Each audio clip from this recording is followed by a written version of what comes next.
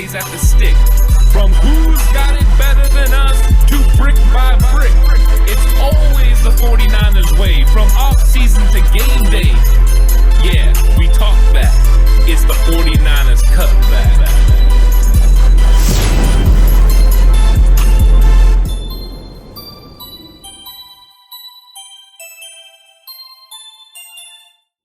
It's 49ers Cutback Podcast time, and it's time to talk about day 12 of training camp. Storylines abound because somebody came back to practice after a little call out, and also, there's a new player in town. There is a new player in town. It's a player indeed, because his name is actually not because it's funny. So there's a lot of great things to talk about, a lot of things to break down from day 12, some more insights, some returning guys. Right. The typical DNPs that we've been talking about for the past couple of weeks, right? These guys are still DNPing at the moment. So make sure you hit that like button. Make sure you hit that subscribe button if you haven't already. And get excited, folks, because we got a nice day 12 breakdown for you here. And then content from day 13. We are here. We are going to be going live at occasions at sometimes today during camp. So you don't want to miss any of that great content when it happens. We'll be on around 3 o'clock, 3:30 today as well with our live stream to break down everything that happens from day 13. You don't want to miss any of it. And the easiest way to not miss it, be subscribed, hit that notification bell. YouTube sometimes drops the ball, so stay tuned to the community page as well because we'll post a link right before we go up. And a lot of great things out of day 12, though. We got to focus on one thing at a time. Yeah, I think the first thing is let's get into what happened with some of these roster moves. Because I think one of the things that came down the line right away is you've seen that they had signed a new linebacker, and the fact that they had Flanagan-Foles injured and they had Al-Shaair injured means they needed to bring on somebody else, and they did, and they signed linebacker Donald Payne, so another guy that played safety in college and has translated to linebacker. The 49ers definitely have a scheme fit, something that they're looking for. I don't know exactly how Donald Payne is going to, fit into this roster room. Right now, I know he's depth. You have the injuries, and you need guys that can take reps. So you make sure this guy's out there and he can play. Flanagan-Foles is on the concussion protocol. We're still Al-Shaair may be back by game one. We're hoping. We've seen him do some stuff on the side field when we were there. So that's the way it's going to be. But because of that signing, they had to make a corresponding move, and they did. They cut wide receiver Kevin White. So the Kevin White experience and experiment seems to be over in San Francisco, and they've decided to go this route. It makes sense, especially with Demetrius Flanagan-Foles having the concussion stuff. If you're not comfortable or confident that he's going to be cleared by the time you get to Saturday, you don't want to go into that game down linebackers and having to play a guy necessarily with a group that maybe he's not comfortable or familiar running with, or having to take extra reps or extra snaps that you don't want him taking. So you're able to bring in a body, a guy who's had some experience in this league, not a bunch. 2017, he was in Jacksonville from 2017 to 2019, and he has a handful of games, 30 total games that he's been in and played in under his belt. He's only started 5 of those games, so he has some experience in this league. Not a lot, but this is not a guy you're worried about coming in right now and blowing the roof off. You're just trying to make sure that you have enough bodies to function come Saturday, and in case anyone else happens to go down, you don't have to worry about too much because you do have this guy now that you brought in at the linebacker spot who can do a bunch of other things.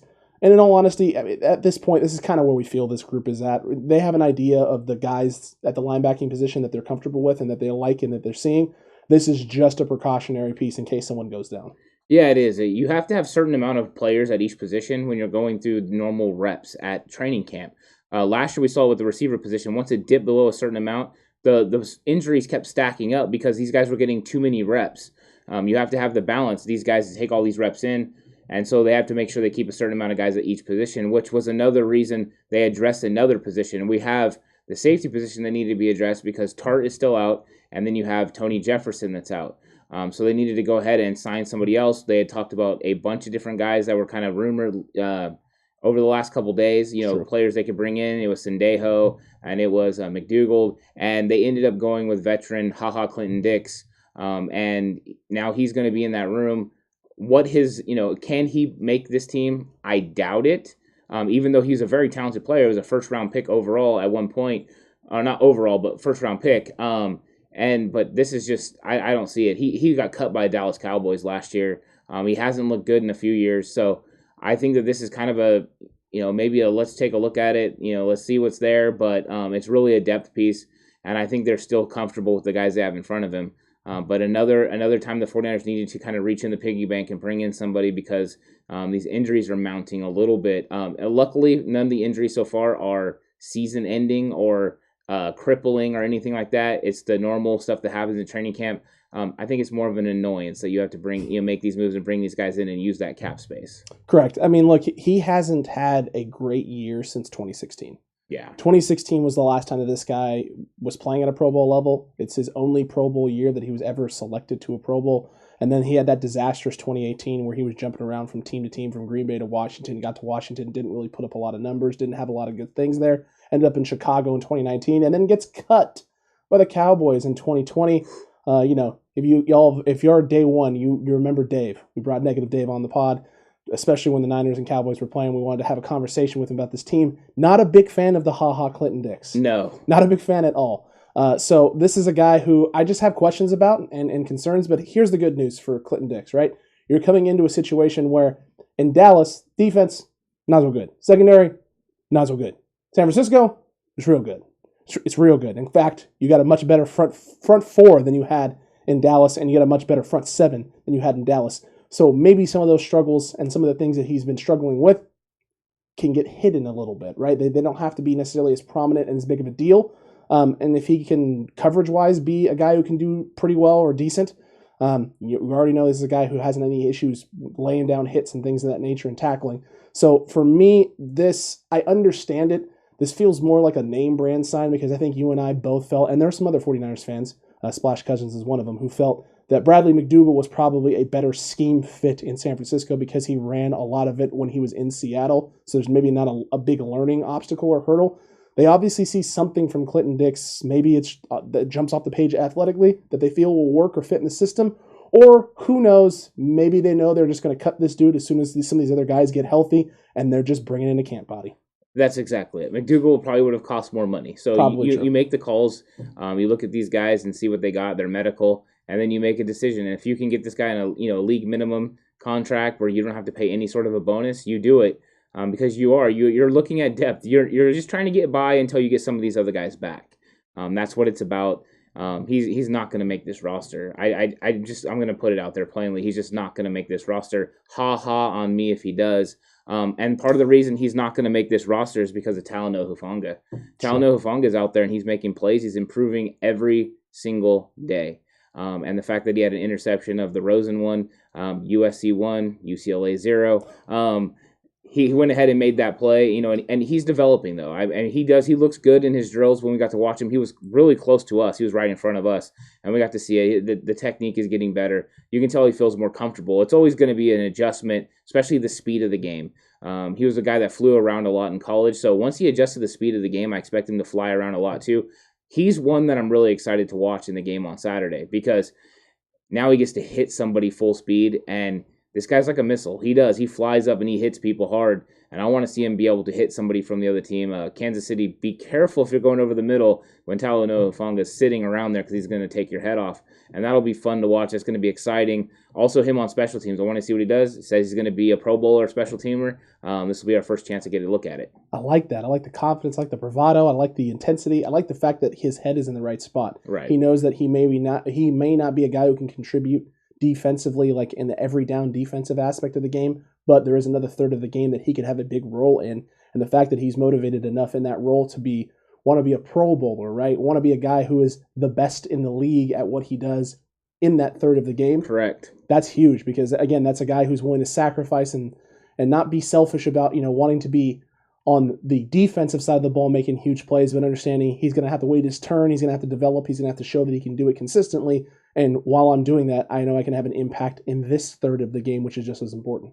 Yeah, and yesterday, one of the things that stuck out the most, when you get to these press conferences, is Kyle Shanahan just absolutely done with Jalen Hurd being hurt.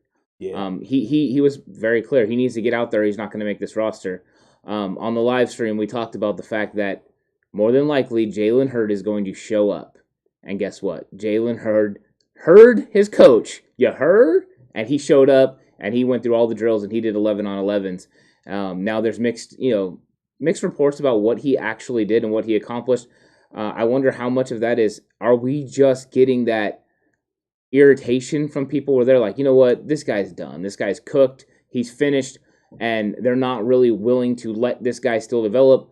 Or is he actually cooked, Alex? Is this guy really done? Because we heard a little bit about what he did in 11 on 11s. I'm curious what happens when we get to watch him, how he actually does. Hopefully he practices because I want to see him in person. But I'm curious what you think about it. So here's my opinion and take on this.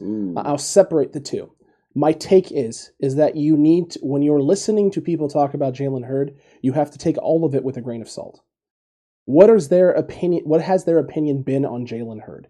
If they've put something out recently stating that they don't think he's going to make the roster, or they don't think he's healthy, or that he can't stay healthy, then you're going to get a spin one way. If you're listening to the 49ers Cutback, for example, you know there's a full belief in Jalen Hurd, so you're going to get a spin potentially the other way as well. So you have to take all of it in with a grain of salt, take all of that information in, digest it, right? And then try and come up with your own rationale and reasoning for it based on all of the information you have out there, because the truth probably lies somewhere in the middle. There was a lot of reports today talking about how he couldn't get separation from corners. He was struggling to get separation, struggling to get open, and you and I have talked about this in the past. Everyone's definition of separation at the NFL level is different. Completely different. It varies from person to person. Some people want separation to be 3 to 5 steps. Some people want separation to be you put the guy on the ground and you're wide the frick open, right? Some people's idea of separation is you're just able to get yourself in the right position to catch the football, meaning even the guy's blanketing you. If you're in between ball, you, and then defender, right, then that can be considered separation for some people. And then some people just want to see that first step out of a break, that you create some space, so you create a lane for the quarterback to throw into that you can then receive the ball on the move and keep going, or just, create that space so that way you can catch the ball cleanly without interruptions or, a defender bugging or nagging you, making that catch harder. For me, separation is closer to that. If you can get a step on a guy, just a step, that for me at the NFL level is supposed to be enough to make a play on the football. If you're able to get that step of separation and catch the football, then for me, you're doing your job as a receiver. You created the lane and the opportunity for the quarterback to throw into. Any more than that, and I start considering you an elite route runner, right? An elite wide receiver when it comes to creating space and getting open. You're not just a guy who can create separation. You're a guy who can get wide open, right? You don't necessarily need a scheme to get you open. We can put you on an island, and I know that you can get 3 to 5 steps on a guy because you're that talented. That's not every wide receiver, though. Right. Some wide receivers can only get that step. Right, and there's context that needs to be here. Correct. Who is he going against? Yep. What route is he running? Yep. What zone? What coverage are they running? Is it man? Is it zone? Yeah. Where exactly is he's 6'5", 230 pounds? How much separation do you expect a guy like that to get? He's not Julio Jones. You know what I mean? Julio Jones is like one of those rare guys at that size, Calvin Johnson, that could get separation. Even Larry Fitzgerald for the last 5-6 years didn't get a lot of separation. He got a step. 6 inches is enough. Yeah. So there's a lot of things that need to go into, right, context-wise. I will say this, though. I haven't seen him get separation yet. I've seen him do it in games where Kyle schemed him open, in the preseason, but I haven't seen him get separation because he hasn't been out there. And we called the same thing. Once Shanahan said it, that was a call to arms even from me, and I'm a supporter of him. Dude, get out there and start playing. He got out there for the first time. Do I expect him to have separation and everything the very first time he gets out there? Probably not. No. Not coming back from a day when he said he didn't feel comfortable. So he's definitely dealing with something mental. 100% he is. It's definitely mental. And it may be to an extent physical. It could. But I don't think it's not a physical problem, right, in the sense of there's something drastically wrong with his knee. It's just when you have injuries like this, there's going to be aches, pains. There's going to be times where, if you've done a little too much, it's not going to feel great. I, as someone who's torn his meniscus, there are some days where I go in to do squats in the gym or go to do a leg workout, and you start to get down to space, and you're like, oh boy, it's one of those days. It doesn't feel great, and so you have to kind of mix up what you're doing. Maybe you take some of the weight off. Maybe you do one less set. If the plan today was to go run or do these things, maybe I have to change up the workout because it just doesn't feel right. But I'm also not an elite athlete, right? I'm not expected, if I'm supposed to do these things today, A, B, C, D, in terms of performance and physical activity, I don't have to necessarily do those things every day to be able to perform and do my daily stuff here on the pod, work, whatever it may be. Jalen Hurd has to do those things to be able to perform on the football field. Yet he hasn't played in a game yet. Correct. And we haven't seen him be able to play against another team and have any separation issues. If he's doing this in the preseason, he's not getting separation, then it's an actual question. But in one-on-ones, we got separation from Ambry Thomas. He beat him deep. There was an errant throw. So we can't say he can't get separation. Well, yeah. Also, the other thing is Kyle Shanahan promotes separation with his route schemes, the motions, the schemes, all that. When did we become the team that needed everyone to get 3 degrees of separation on every single thing that happens? This is crazy to me. Debo, he can't get separation. You know what Debo's been doing all camp? Separation. Brian Ayuk can get separation. Mohamed Sanu can't get separation. You know what he does? Makes a lot of catches.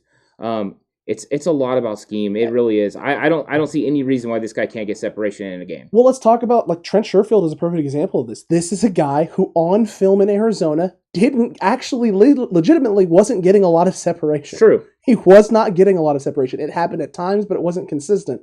We've been at 2 days of camp. This dude can get separation. Yeah. He 100% can. Yeah, and let's be clear. Also, according to Matt Mayoko, Jalen Hurd didn't get targeted once.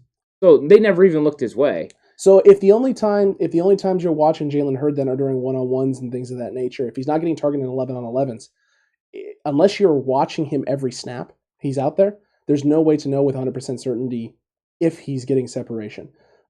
That's why I'm looking forward to the first preseason game and getting him out there, right? Because then we get to dive into the 11-on-11 footage and take a look at him, and we can actually physically watch Hurd on every single play, route, whatever he's doing out there, and be able to actually break down the performance and assess. Because just because a guy doesn't get targeted in a game or practice and things of that nature doesn't mean that he's not doing the things that he's supposed to be doing. Sometimes you do the things you're supposed to be doing and are getting open, and guys just aren't finding you.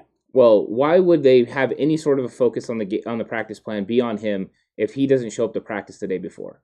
There was probably no guarantee that they thought he was going to be there. So you have to wait and expect it to improve as we get farther and farther into practice. Once I know that guy's going to be there, I know I can depend on him, which means then I can put things in for him. Until then, why would I have anyone look Jalen Hurd's way? He's got to earn it. And you know how he did it? By going out there and getting those reps today. It didn't matter if he caught passes or not. It didn't matter if he got separation or not. What mattered was that he actually went through the drill. Correct. And the fact that he went through 11-on-11s and he went through one-on-ones means that to the team, he signaled, no, I'm here. I'm ready to compete. And Kyle Shanahan will probably put out something for him in the future and get him, give him something. And then now he's got to make a play on it because they're going to make him earn everything. They are 100% going to. I think today might be a good barometer of that, right? We're going to be able to get over there, get out there and see. And if he starts getting some targets, right, and we start to see them going at Jalen Hurd a little bit, then it was exactly that, right?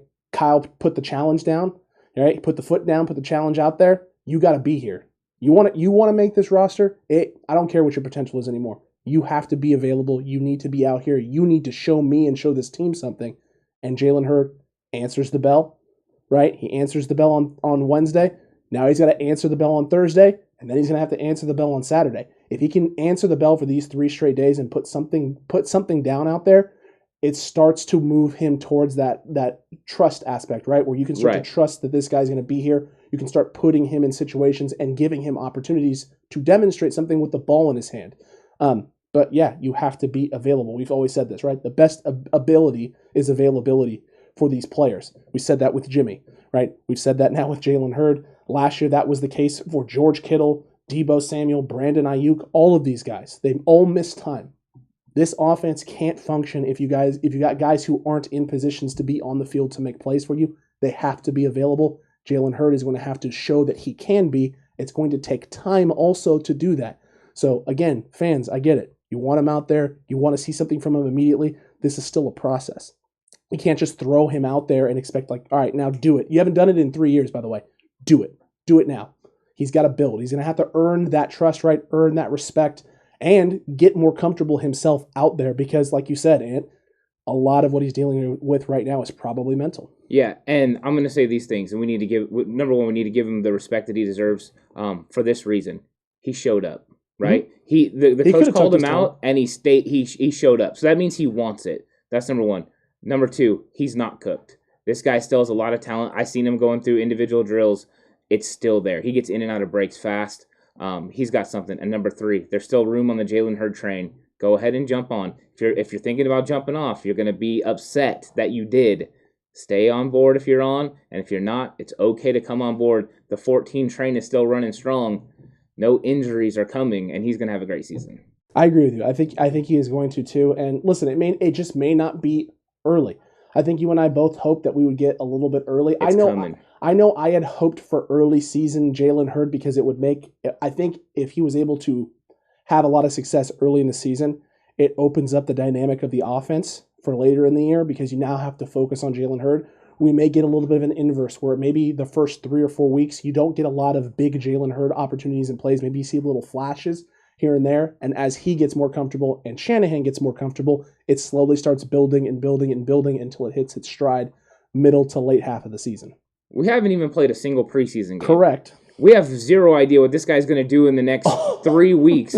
He hasn't practiced against the Chargers. Like, all that is coming up, right? Those are more pivotal than anything that has already happened. This first, 12 days, 13 days, is not as important as what happens over these next few weeks. Correct. This is going to shape the way that the team looks. And, I just think that sometimes I know everyone does. I mean, I just couldn't believe it. He was back and already everyone was like, oh, he's cooked. He's done. And I'm just like, how did we get there so fast? But I'm rooting for this guy. Hopefully he does a good job. I think he is going to. And look, we could focus, we could talk about Jalen Hurd all day.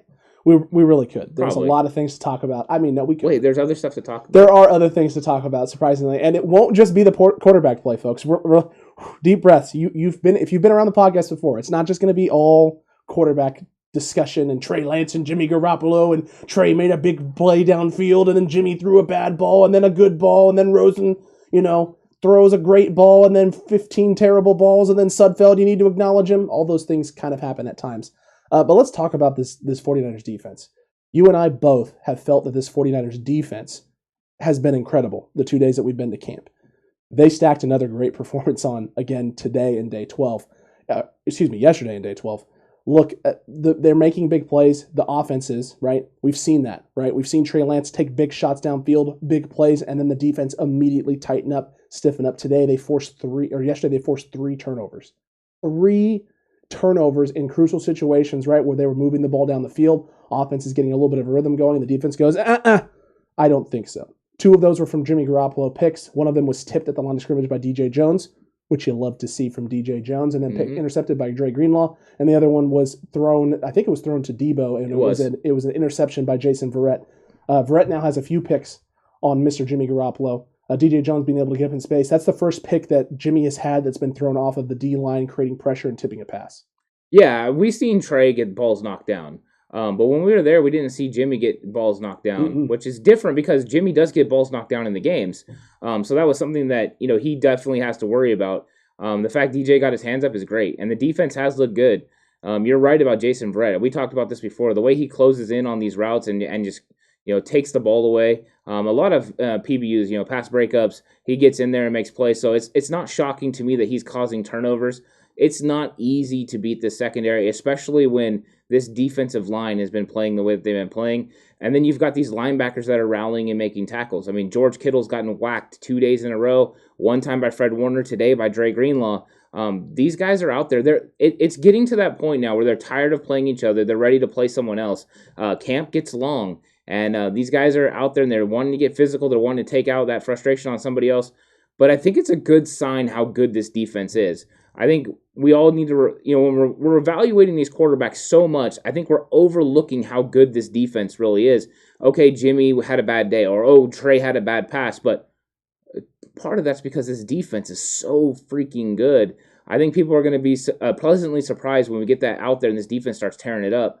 So that's exciting that these guys are making plays. And I think since E-Man has got back, it just seems like there is a certain sort of chemistry with that secondary, that they all work together well, and now we don't have a side of the field that you have to be concerned about. And everything just feels kind of right with that defense. And also DeMeco Ryans being aggressive on third down, because most of these turnovers and problems are happening on third down when he's bringing the heat. And it's creative heat as well. And that's the big thing with DeMeco Ryans is that it's predictable right now in terms of when they're bringing the heat in practices. And that's good for the offense because it's situations, right, where you know the pressure's coming. You're going to have to make the right read. You're going to have to get the ball out quick. Everyone's going to have to execute. And right now, that's basics. That's base stuff. Right. Blitzing on a certain down and distance or situation on down and distance, that's a basic installation package of a blitz package. Those are the things you're going to typically do. As we get closer to season, that's going to change. That's going to vary. That's going to differ. Also, how they execute those blitz packages and who's exactly coming will change and differ and vary as they get more comfortable with the scheme and the things they're trying to accomplish. But I will say this. When you're having blitzes like that, when you're setting up creative blitzes and being aggressive, that puts strain on your secondary because you can't get beat off the ball. And from what we've both seen from the days that we were there, from the reports that are coming out from the days at camp that were not there, when mistakes are happening, there's guys in the face of the quarterback. Yeah. And when there's guys in the face of the quarterback, that means throws are going to be tough, right? But it's just as tough on the outside covering those guys in space. Verrett and Mosley have looked incredible doing so. K'Wan Williams has looked incredible doing so far. Deontay Johnson has looked great in those situations as well. This cornerback room, I don't think is as weak as a lot of people thought it was. It looks a lot stronger than we all believed it potentially could be. And I think it starts with Jason Verrett, because I think you and I both think Jason Verrett is a much better version than 2019 Richard Sherman. Yes, he is. I think the cornerback room is top heavy. I think we got those two guys that you feel really comfortable with, and then everyone after that is kind of like, you're thinking about it because Deommodore Lenoir and Ambry Thomas have a lot of development to do. Dante Johnson is a guy that we feel comfortable with, but I had felt comfortable with him as the fifth corner, not as the third corner. As far as an outside player. Correct. I don't even know if he's going to make this roster because they want to keep Demo and they want to keep Ambry Thomas. So there is questions at the cornerback position. I think that's fair. Where there's not question is with who is the starters. Those two guys are set, established, ready to go, and they play well. So those aren't going to be any issues.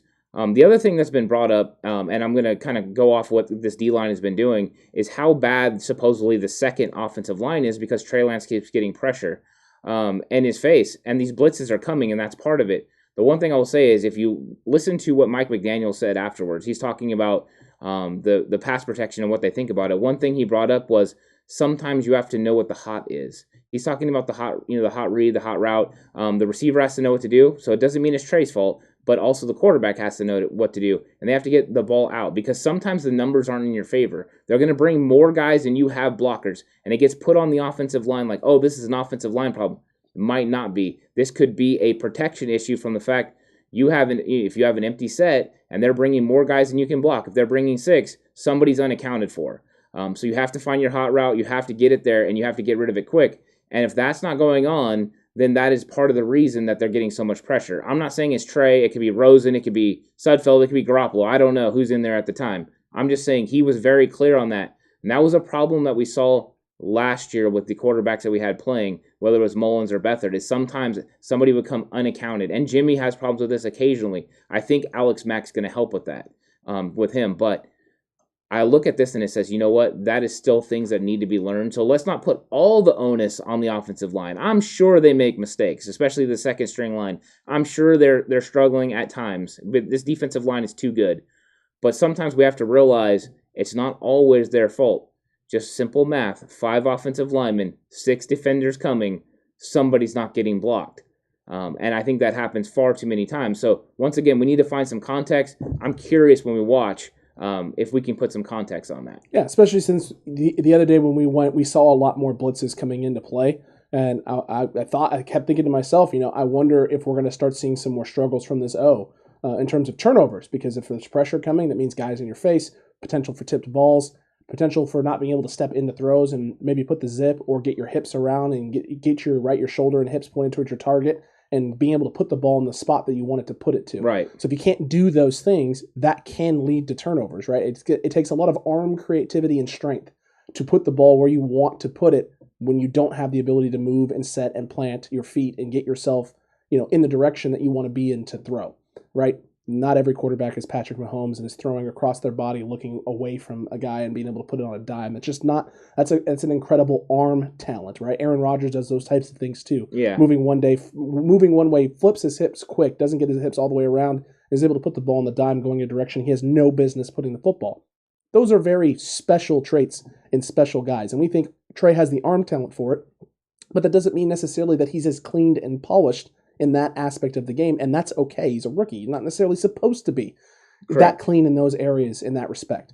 So understanding what your hot route is, understanding where your read is, right? Where's the blitz coming from? Because if the blitz is coming from your right, that's where you want to attack. That's where the weak point is of the defense is going to be. Right. 9 out of 10 times is where that blitz is coming from, because that's where they're bringing the extra guy, bringing the extra pressure. The hole is going to be there. That's the void, yes. Yeah, so you want to be able to locate that void and then put the ball in that area to whoever the guy is supposed to be. And sometimes there has to be an alert or a recognition by that wideout as well. This is happening. Hey, when this happens, I need to alert and change what I'm doing because maybe I have a vertical here and there's a safety sitting on top and the linebacker's blitzing. Well, I'm not going vertical now. I need to get into this gap, get into that void, and make myself available so my quarterback has a quick dump off here. And that's why you have the number 2 struggling at times, right? They're going to make mistakes. Wide receivers may make a mistake, like you just said. It could be a quarterback. It could be the offensive line. It could be a running back not picking up the blitz. All this stuff is... Look, CBA instead of ABC? Yeah, I mean, this stuff can happen. And so sometimes when we're looking at the focus, it's not always on what it appears, you know. And I do like their approach. I like that, once again, Mike McDaniel made sure he made it clear. We're not worried about mistakes or turnovers. We want those things to happen in practice. We're worried about those things consistently happening still. And if they're consistently happening still and you're not improving on those mistakes, then we have issues. And I think that's been our kind of go-to for the whole entire time. But I mean, are you really not expecting this offensive line to struggle at times with this defensive line and this defense, the way they're able to put, you know, pressure on and stuff? Plus, I mean, you got linebackers like Jonas Griffith that's having a tremendous camp, and D'Amico was glowing about the things that he did and he's been doing. And, I mean, I can't wait to see him play because he didn't get to play any preseason last year. Yeah. Got no OTAs, got a very limited training camp. They ended up cutting him like a week in just because of all the stuff that was going on. And he ended up on the practice squad for a little bit. He's like a rookie out there. This is like his first real off season. His first opportunity too to like really test his knowledge of the system and the scheme. And he's overshadowing the other guys that are there, right, with Hilliard and Sullivan. So I'm curious what he's going to look like. So there's a lot of exciting storylines, but I think it can't be, I guess, overlooked how good this defense is from top to bottom. And the first team defense and offense is first team defense and second team defense is a little bit better than the first team offense and second team offense. Yeah. And it's showing up on the field. It is definitely showing up on the field. James Burgess also had a sack today as well. He would have been a sack anyway. Jared Maiden had some pressure today as well. Linebacker and safety. Linebacker, safety. What a surprise. Shocking, What right? a surprise. And then the D-line is, like you talked about a little bit earlier, has been playing great. Armstead had a pretty good day today. DJ Jones obviously had a great day today. Jordan Willis and D'Amico Ryans talked about it. He had a great day. It's really a shame that he's going to be sitting for those first 6 games because he's stacked a few really good days on top of each other and has been playing solid all camp. Eddie Yarborough is still lighting it up as well. I mean, this is a guy who wasn't even on the roster, wasn't on the radar. We weren't even thinking about this guy at all. He is playing himself into a great position to be able to put some really good stuff down on tape, and who knows? Yeah, he did look good on Saturday when we went. He did. He looked really good. He's definitely stacking performances, giving himself an opportunity to push to make this roster. He's got an uphill battle to make this roster just because it's so good, but he's going to land somewhere, and he's going to be able to contribute to a team. So it's nice to see. It was also nice to see Eric Armstead is back at practice and going through drills. He's good to go. Samson Ebukam working on his rehab. So those were names I just wanted to throw out there real quick before we get into some of the D-line even more. But, yeah, these guys are great. And, you know, what you brought up about Yarborough is nice. I mean, that's what you want, these guys to elevate their game, especially now getting into the preseason. Let's see what he can do, see if he can produce. If he can, he has a shot to make this team. Jordan Willis would make this team if he wasn't suspended. That is huge. 6 games for, what he did and getting, kind of nabbed for it. But he had a really good offseason, his first offseason with the 49ers, and he went and he worked with some good coaches and stuff. It's too bad because I think he could contribute, but maybe we'll get lucky and he'll be able to come in, week 7 and contribute to the 49ers, and help them off the edge. If he's doing as good as what has been reported, because we saw him a little bit, he looked good, but not to the level that he looked today. Then it's going to be fantastic. It's going to be great. And the D-line play is going to help the O-line improve, right? They're pushing and challenging them every day, and they're making things difficult for your quarterback room. This is a thing as a coach. You want practices to you ideally would like practices to be the most difficult part of the week. If practices are hard, then games are easy, right? In terms of like performance, not necessarily like strenuous. You don't want that aspect. You don't want it to be so strenuous that you can't perform on game day. But you want it to be difficult in terms of scheme, what you're facing, the types of players you're facing, right? Those types of things. If practice is really hard to execute against and you're still able to find areas of success, locate those weaknesses, and then have time to correct them, whether it's just film study, whether it's on the field, whether it's a scheme adjustment or a game plan adjustment. You want those things to happen now in practice. Because if you do those things and clean those things up now, when it comes time to game, you're prepared for all of those extra things that could occur, that could pop up. If practices are ridiculously easy, right, where you have one side of the ball just dominating the other, it's really hard to find what is working, right? What actually works, and then what actually doesn't work. Because if one side's just dominating the other, it feels like nothing works, and then you feel like, oh crap, what am I going to do? Do I just scrap everything? There's only so many things that we can try and adjust in the window that we have because you have a week to prepare, right? And usually you have about 3 practices that are closer to full speed, and then you have a couple that are lighter and almost walkthrough types. Yeah, you really don't have that much time during the season. Most of it is just implementing the game plan, making sure that you're taking care of the next team, as far as how you want to handle them. But really, you're just going through that. You're putting yourself through the rigor right now to make sure you're ready to go. All of your preparation leads up to that moment when you're going to play those games, and practices are way easier and way different in those situations. You're trying to keep people healthy from week to week, and practices are definitely not as tough as they are in training camp. So this is the hardest it is right here. Right. I think that overall the defense looks great. The offense could probably pick it up a little bit, but I don't think they've looked terrible. I think at times Shanahan's getting frustrated with the offense and the defense. I'm sure some of the offensive frustration is the fact they can't move the ball against this defense, and I'm sure he understands that some of it is just the defense is really good.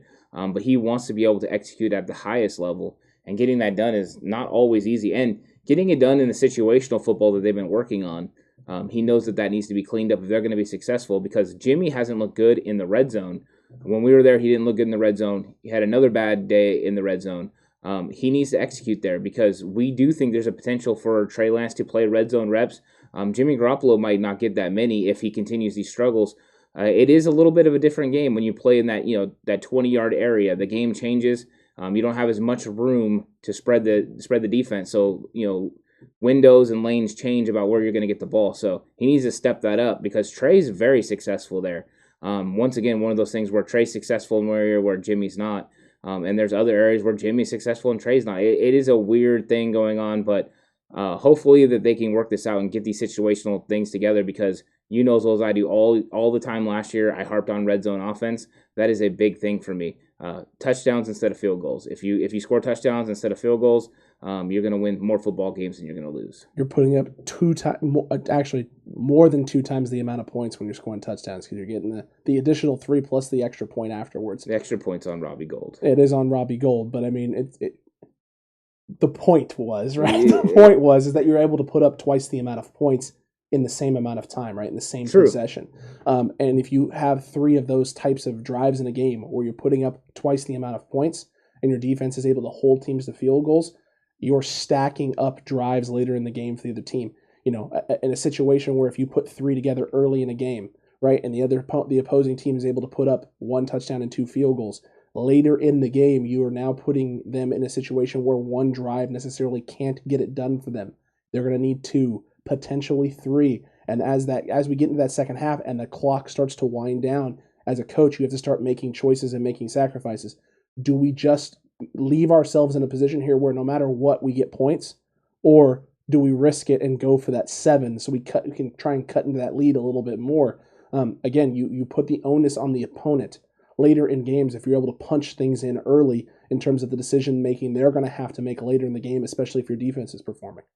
Yeah, I think so. I think all that, and that's why situational football is so important. So you understand what you're supposed to do in every situation, and I'm glad they're working on it and they're getting better at it.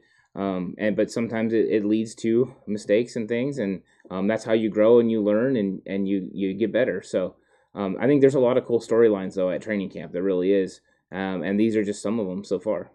Some of them. And look, the quarterback position battle is what it is. As we keep saying, it's the Jimmy and Trey show. It's the Shanna plan, right?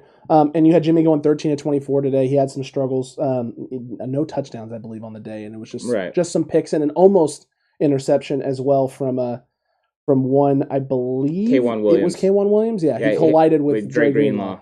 Yeah. So almost a really bad day, almost a 3-pick day for Jimmy, but, when you're going up against this kind of defense, that's going to happen sometimes. There was the 2019 training camp, right, where he threw 5 in one day, and everyone was freaking out, and then you saw the defense performing in season, and you're like, oh, that kind of makes sense. So that could be the entire reason for that. Trey Lance goes 16-20 on the day. He had a nice ball to Deebo Samuel down the sideline, nice 30-yard play. We've seen Trey have those types of throws at least once or twice at practice. He throws a beauty down the sideline to either Ayuk, Sherfield, or Deebo. He has one every practice. Yeah, as a deep thrower, he's spot on. I mean, he's really good. And as far as the turnovers go, maybe the DJ Jones one, you take off Jimmy, but Jimmy can't make these mistakes, and he'll even admit he needs to clean them up. You can't go out there and have a 3-turnover performance. You can't throw these. You can't make these turnovers, with the defense like you have. Here you have a championship, caliber defense. You can't turn the ball over. So Jimmy needs to make sure he's playing more consistent and he's making plays. And I understand from what I hear about what was going on that more than likely they were doing a lot of blitzing and then having the quarterbacks go with a hot route or something like that. So there's going to be a lot of forced footballs today. I understand that's probably why the ball got tipped. They know they got to get their hands up quick because the ball's coming out because there's a blitz. All that stuff works into it, but Jimmy needs to execute at a high level. Trey got it done a little bit better than Jimmy today, obviously. So this is something to keep watching. But I do think that Jimmy Garoppolo he'll have better days every single time. I don't think he's going to have consistently bad days. I think he'll have a bad day, then he'll bounce back. But he does that even when in a game. If he throws an interception, the next drive usually he scores points. It's usually a touchdown. Yeah, it does. It's kind of how he does. He responds to that kind of thing, and so hopefully he stacks a better performance than this. I agree. I want him today to stack a better performance than yesterday's performance, and it's going to go into just where his head's at and where his mental's at, and based on what we see today from him. But Trey Lance has had those moments too, and has shown that he can bounce back as well. By no means are either of these guys perfect. We've seen that from both of them. And this goes to more towards that Shanna plan idea, right? That you're going to utilize both of them because both of them have times where they struggle and have times where they're not doing the things you want them to do. And then there's other times where both of them are playing lights out, or one of them's playing lights out, and the other one eventually gets themselves there. That's the nice thing about having the talent at this position now that we have at the quarterback position, is that if one guy starts to struggle, you can potentially turn to the other guy in situations to get that spark going and get this offense moving in the right direction. Because if this offense is going in the right direction, we already know the defense can get stops, get us the ball back, keep teams who make a big play from turning that big play into 7 points and stealing all the momentum away. This defense can give up a big play, refocus, lock down, make you take 3, and now you go from having a bunch of momentum and all the confidence in the world offensively to, man, crap, even when we make a great play, this defense is still going to lock down and shut down, and now the offense can go back, the ball can go back to our offense, right? And we have the faith and two different guys now who can keep drives going, keep drives extending, and eventually put 7 on the board, hopefully. That's part of the reason I want to see Trey work with the ones. Less to prove that he's the better quarterback, which I think at some point he's going to do anyways. It's more so because I want to see him go against these number 1 defensive backs. Because we've just stated that after you get past the first set, it falls off a little bit, right? We don't even have the depth at safety that we had before because of the injuries. So things are a little bit different. So I want him to go against these top flight guys because I want him to be able to execute at the highest level. And once we get to see that, I think that that'll be different. How he handles blitz situations and stuff like that when you have the first team offensive line also working with Alex Mack, I want to see all that come to fruition. But it's going to take a little bit to see it. So far, Kyle Shanahan hasn't been giving him those reps. You wonder at some point if it does happen, maybe after the first preseason game, depending on how things go and how things look. But it's definitely something that I think we're all hoping for. Just for me, it's more of a tempered thing where I just want to see it because I want to see how he does in those situations, not so he can overall prove that he is what everyone thinks he is. Because I think that's inevitable that he's going to prove that he's an elite quarterback in this league, but it's going to take time for him to develop. But I just want to see that. I want to see him against Verrett. I want to see him against Mosley. Yeah, and I want to see him going with the first line and getting a look at how comfortable he is back there and how well they mesh and mold. Because just because he's playing a certain way with the second team line doesn't mean he's going to come in and translate positive or negative one way or the other. You gotta kind of let it grow, right? Fester is not the right word, but develop. Let it sit a little bit. Let it marinate a little bit and see how they work. Because there's a good chance that Alex Mack is going to be able to clean some of the things up offensively on that O line so that Trey has a little more time, or just even get them in the right spot so that they can put blitzing guys, right? Blitzing linemen, blitzing linebackers, corners, whatever, in a position or in a way that Trey is able to find lanes in the pocket. We've seen the vision in the pocket a little bit and what he's been able to accomplish when he has the time to be able to, right, feel, read, see, step up, step out, and escape. When he has those times, he can make big plays, and the first team O-line is going to probably be in a better position with Alex Mack to create those opportunities for him to have lanes to escape out of. Also, Kyle Juszczyk, George Kittle, yep. All those guys are going to be, better at picking up the blitz, better at helping in blocking situations. So those are things that are going to be interesting to see. The other thing we can't wait for Saturday for, Mike McDaniel brought this up, is just Trey running this offense. He said it was going to be different for him getting the play calls with a live crowd. And he hasn't had that. And they kind of asked him about that.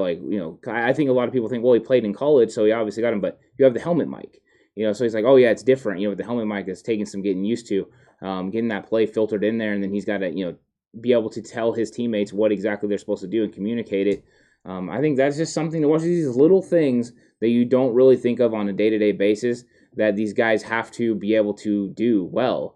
And I think this is something that he's going to handle, but it was just something interesting to keep an eye on. I'm sure he's going to do great, but it's something that they're at least focused on. They're focused on every single little detail, so it's good to make sure we trust them and what they're doing because they're on point with all this. Correct, and let's not forget, folks, that even though he has played in front of a live crowd before, it's going to be nothing like what he's going to experience on Saturday. Oh, yeah. It's going to be a completely different monster, and as someone who's walked into Ohio State Stadium empty and played high school football in front of people, walking into Ohio State Stadium empty from the players' tunnel, there was nothing like that I've ever experienced in my entire life. Walking out into that horseshoe and seeing all those seats and knowing that those could all be filled.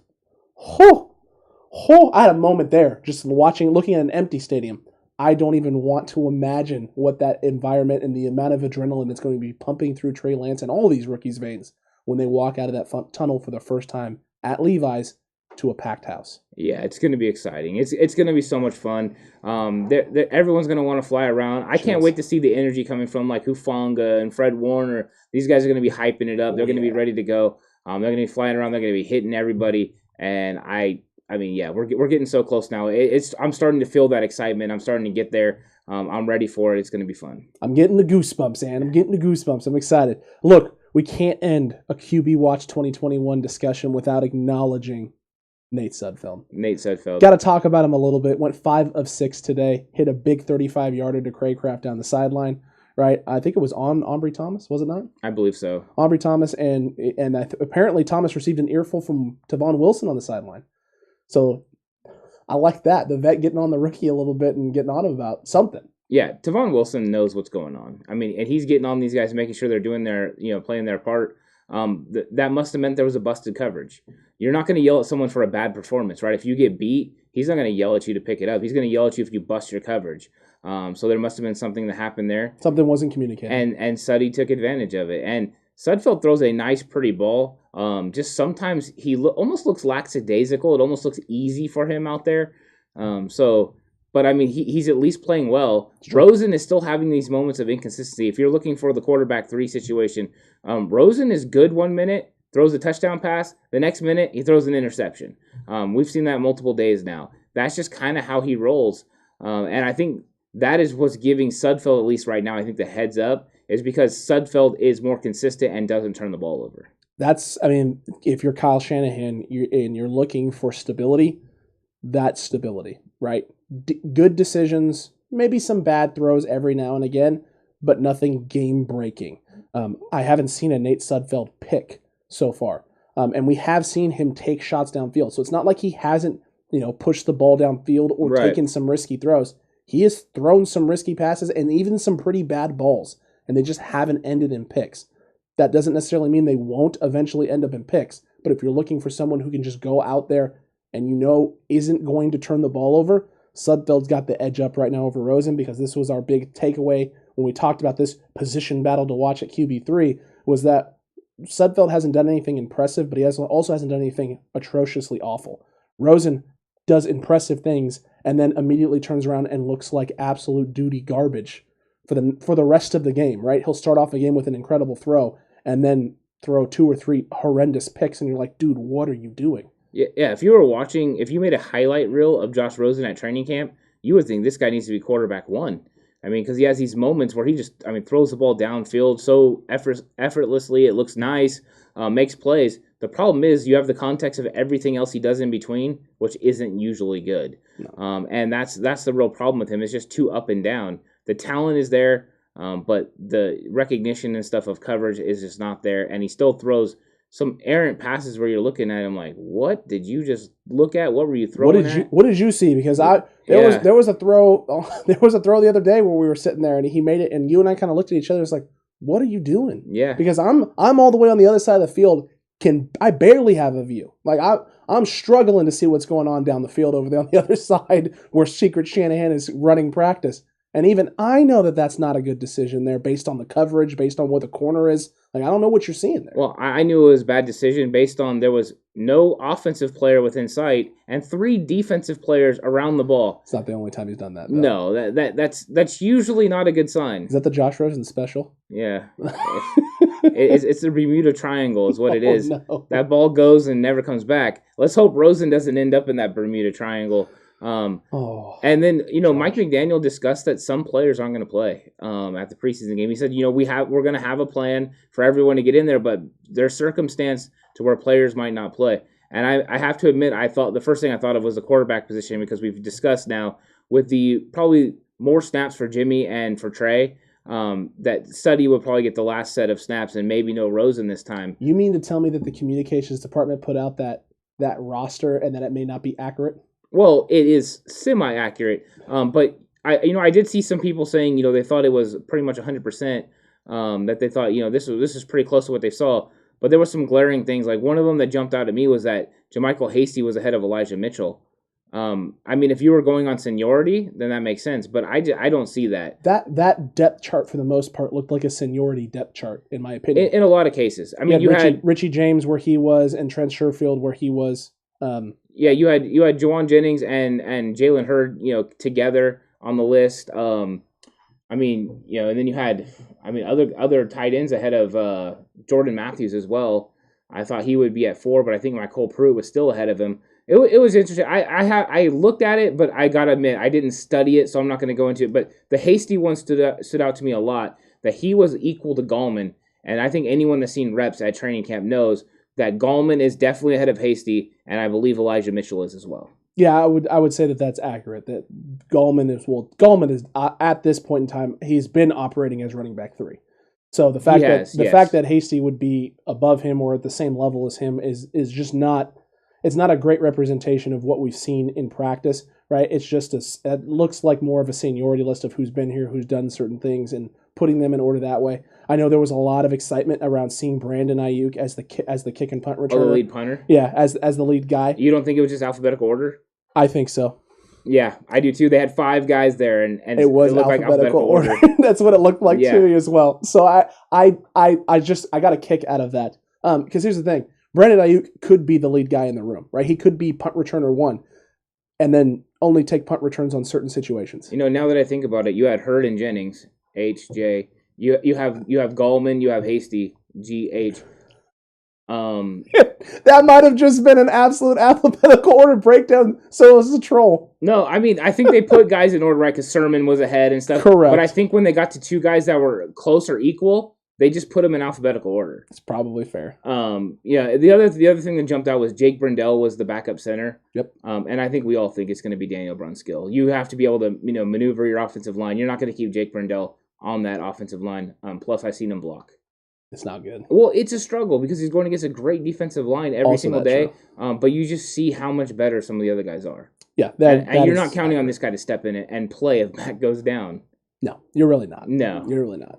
It's going to be exciting to see, right? I want to see these rookies in this preseason game. I want to see these rookies today in this last bit of training camp practice, right? This last little bit of install before they go play their first game, because the rookies are having some moments. They're having some flashes. Banks has been putting together better days. I know today was a little bit of a struggle for that second team O-line, but it seemed like it was a struggle for all of them, and you expect them at some point against this elite defensive line in this solid second group to have some struggles and to have some issues. Aubrey Thomas is, again, having struggles, having good days, having bad days. Diamador Lenore having bad coverage situations and bad days, and then some good situations and good plays. For example, yesterday, right, he had the strip of Brandon Ayuk after a completion from Sudfeld. So guys are putting together moments and flashes. And when you're a rookie, that's what you want to see. You want to see flashes. You want to see good things from them, because when you see the good, it means, as a coaching staff, right, a scouting department, all of that, when you see the good, it's like, okay, the things that we thought we saw with this guy, we were right. It's there. Now we want to see the bad, because we got to correct, we got to coach, we got to fix those things, get him up to speed with those other things, and get him to where we need him to be in his development so he can have a bigger impact on this team. Rookies are supposed to make mistakes. Yeah. And I've been seeing a lot of people getting hung up on guys having bad performances, bad practices, or too hung up on the good stuff and the good things. They're supposed to be going up and down. They're supposed to have bad moments and good moments. You want the good moments to be great, right? And you want the bad moments to be not that bad, because if it's a roller coaster, right, up and down consistently, then you start having actual legitimate concerns that you can look at and go like, well, that's not good that he has this moment all the way up here where he looks incredible, like next level talent, and then this moment down here where it's like this dude shouldn't be on a roster doing stuff like that. You don't want the drastic scale, but you should expect there to be some variation in the performance. There should be some great moments, some good moments, and there should be some bad moments. You just don't want them to be on polar ends of the scale. 12 practices. You know what they're focused on the most? Technique. Yep. That's what they're looking to do. They're looking to be consistent with their technique every single play. Like we talked about last year with Kinlaw, and the fact that all he did was bull rush at first because they're working on his technique and trying to get him to stay low. You have all kinds of stuff for these corners that they're working on, these receivers that they're working on. It's about the technique first, and then the results second. And so you will see the results pick up, right? It'll be Rook will have one good play like Diamador Lenore, and tomorrow he'll have 2 good plays, and then pretty soon it'll be 3 good plays, and then 4 good plays, and they'll stack on these performances, and that's how they'll turn into really good players. But at first, it's all about making sure you have your technique down. If your technique is going to fail you, if you're going to, have times where it goes away, you're going to lose consistently. So you have to make sure technique is the most important thing. One famous thing was Harris Barton would sit in the locker room and just be so worried about his technique, and he was a worrier, and they would always bug him and say, you're going against so-and-so today, just to get him to worry. But he was so worried about his technique because technique is so important. You get that down. So that's what these guys are working on. When they're watching film, they're not going, you shouldn't have got beat on this play. They know, hey, you did this and this and this. That's why you got beat. So if you do this and you cut off his route here and you get your hand here, you're going to be able to knock away the ball.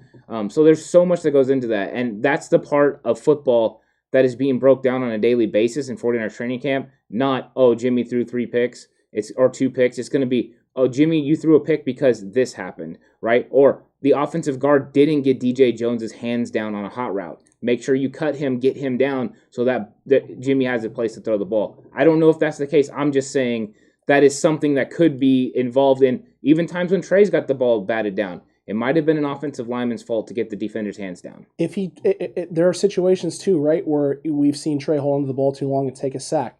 You don't necessarily know that the reason Trey held onto the ball too long was because he couldn't locate somebody. Someone could have messed up a route. Someone could have not been in the right spot. Trey could have thought this, right? A, was expecting A. He looks to go there, and the guy isn't there. Maybe the route wasn't as clean. He's not able to get off the press cover. There are tons of reasons why something may happen.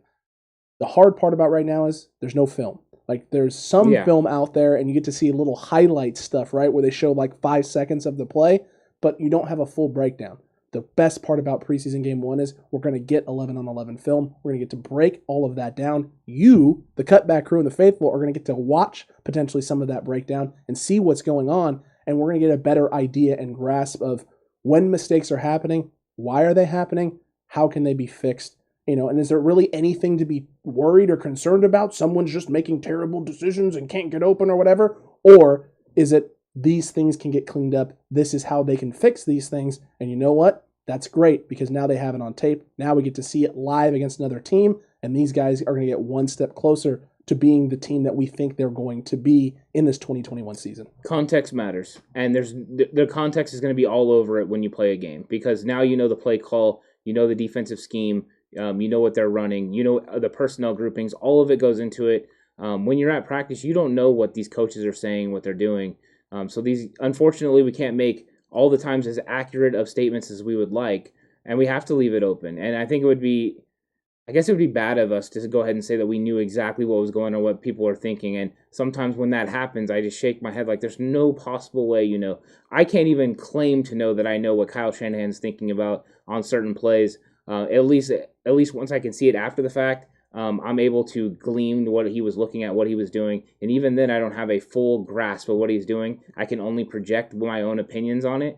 And that's what I'm going to do. But it's still one of those things where you have to respect him and his decisions. Yes, he's going to be second guessed for those decisions, 100%. Every coach is, and he understands that. But I think that's what's exciting too. Is we're finally to real football. We're finally to win games. These games don't matter, but they matter to the players that are involved because the back end of this roster is trying to make a football team in the NFL, whether that's the 49ers or another one. So they're going to be taking it serious. So yes, preseason games don't matter because there's no W at the end of the game that really counts. But it does count to these guys that are probably from about 40 to number 90 on this roster. They're trying to make this team somebody like an Eddie Yarbrough that's trying to stand out and make sure that he's on a football team this year so he can make money for his family. This is his profession. So don't forget that when you're watching the games, that these guys are going to be out there playing their butts off. And if you can stick around the entire game, the third and fourth quarter are always fun to watch. Especially in preseason, man. These guys have everything that they're fighting for, everything that they're playing for. For a lot of these guys, this is a dream. Right, this is a dream. Sometimes it's their first opportunity at that dream, and they want to make it a reality. Because again, if you're not able to make it a reality in year one, it becomes very, very hard down the line to continue that path and get that dream and be able to live it out, make an active 53-man roster, be a part of an organization. And even for most players in the league, that window to live that dream is short. 3 to 4 years is roughly what you get for most NFL players. Right. So they know that. They're aware of that when they come into the league. I got 3 to 4 years potentially to be around and be a part of this. Anything else after that for a lot of these guys is a luxury, right? It's a benefit. Most guys who come into this league are out as quickly as they get in. So they're going to make the most of this chance, most of this opportunity because they don't necessarily know when or if there'll be another one. And players are going to elevate their game. Against the Dallas Cowboys in 2019, we found out who Deebo Samuel was. We found out who Dre Greenlaw was because they had great performances. Of course, Jalen Hurd had a great performance, and that's what kind of got our hopes up. But the other two ended up being big-time contributors that season. And the reason we know is because we watched them play in that game, and they were able to step up. And that's what's going to happen. Some people are going to pull away. Maybe a couple of these rookies are going to stand out.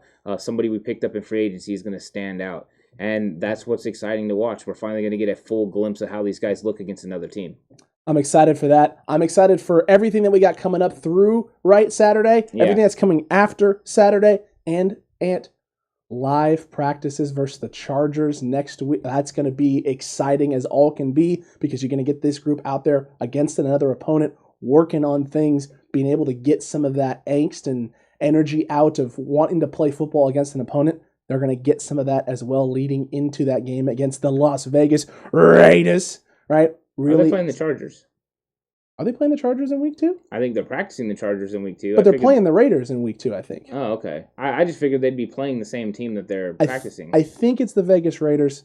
I could be wrong. And if I am, you should let me know down in the comment section right now and lambaste me. Alex, how could you mess that up? I just got ahead of myself. I apologize. My bad. Sometimes you make mistakes. Everyone does. To be honest, I haven't studied the preseason roster, preseason schedule. I just looked at it and thought, oh, they're going to be doing dual practices with the Chargers. I figured they were going to be playing the Chargers. You would think that would be the case, and that very well could be the case. I think it's in L.A., too. I believe that it is also, and you're right. Okay. I jumped the gun there. Raiders is week 3. Okay. Chargers in week 2. So you get to put all of that in against the team that you're going to be playing. Chat, you didn't even get a chance to lambaste me that long. Ha! But we course corrected. And thank God for your noodle, right? Well, it just makes sense, right? You're traveling somewhere to practice. You're not going to travel somewhere, even though it's such a short travel to Las Vegas. It wouldn't be too far. You could hop on a plane and get there in a couple hours, but still, it's Los Angeles was on the brain, right? Los Angeles Raiders, Las Vegas Raiders, Los Angeles Chargers, Los Angeles Rams. There's just Los a lot. Angeles Raiders. Yeah, there's just a lot. There's a lot going on. Too many, yeah. There's too many Los Angeles. I get it. No, I get it. But I mean, when it comes to preseason schedule, I didn't pay attention too much. I did know we were playing the AFC West minus the Denver Broncos, but I didn't know that. Which order they were in after Kansas City. Yeah, Kansas City was the only one that I was focused on and paying attention to, and it's fine. It happens. Now, if we got into the regular season schedule, that's another story. No, we got that down. Yeah, we got that. Don't worry about that. Look, we got a lot of great things to talk about from today, right? Today, day 13, the last day of training camp, the last time we get to see this team practice before they go and face the Chiefs on Saturday. There's going to be a lot of things to break down and discuss from it. We hope you enjoyed this breakdown of day 12 of training camp. Let us know down below if there's anything we didn't cover. Are you worried about some of the guys that are out? Are you worried about Jalen Hurd? Do the Jimmy turnovers concern you? Does Trey maybe not necessarily pulling away as much as you wanted to? Does that concern you? Does the fact that the second team line is struggling to protect him concern you? We want to know about everything and all of your thoughts from day 12 down below in the comment section. And while you're down there commenting away, don't forget to like the video. Don't forget to subscribe if you haven't already. Hit that notification bell. That way you're notified for all the content that comes out today. And head on over to the 49ers Cutback Shop at 49erscutbackshop.com and cop yourself some sweet 49ers Cutback gear. Look at that TCC merch. We're representing the Wolfpack. We're representing the traditional NWO today. You want to cop this stuff. It is incredible. Feels great on the skin. Looks fly as well. You won't regret it. Yes, and we are going to be, watching training camp. We're going to be breaking it down. And a lot of these questions that are asked right now, we're going to try to get some sort of answer to them, at least some sort of context into what we see. Jalen Hurd, let's see what happens. Can these defensive lines stack up another performance? Will the second string offensive line step up? All those things we're going to be able to get into, talk about, and I'm sure there's going to be plenty more that's going to happen. Is Jimmy going to have a great day? Is Trey going to have a great day? Are they both going to have great days? Which that's what I'm hoping for. I want to see it all, and I'm excited to see these guys out there in action, and then we get to break it all down afterwards. It's going to be a blast. It's going to be a blasty blast. We'll see y'all for the live reaction show afterwards of day 13. And until that time, 49ers fans, you stay safe. Remember, the right way is always the 49ers way.